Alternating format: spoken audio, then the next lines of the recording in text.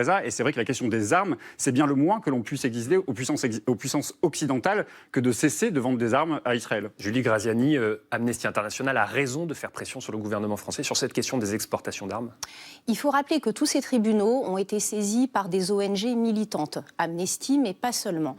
Et que cette insistance à faire qualifier de génocide depuis plusieurs semaines les opérations militaires qui se déroulent dans la bande de Gaza, moi, je pensais au début qu'elle visait surtout à une portée symbolique, comme vous disiez, à raison du caractère infamant de l'appellation et de son côté repoussoir.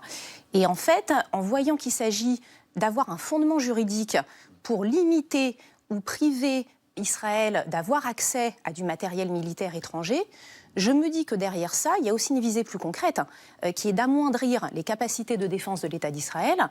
Que se passera-t-il le jour où Israël est attaqué par le Hezbollah ou par l'Iran et qu'elle n'aura pas reçu le matériel militaire nécessaire à sa défense? Sur le fond, je trouve qu'il faut un sacré cynisme pour prétendre se soucier du sort de la population palestinienne de Gaza, tout en menant des actions qui visent à renforcer leur principal persécuteur, qui est le Hamas, qui opprime cette population depuis 15 ans, qui réprime tous les mouvements qui pourraient permettre de le remplacer, qui a laissé cette bande de Gaza dans un état de déshérence, de pauvreté absolument déplorable. Donc je pense qu'il faut quand même remettre les choses en perspective et les responsables à leur juste place.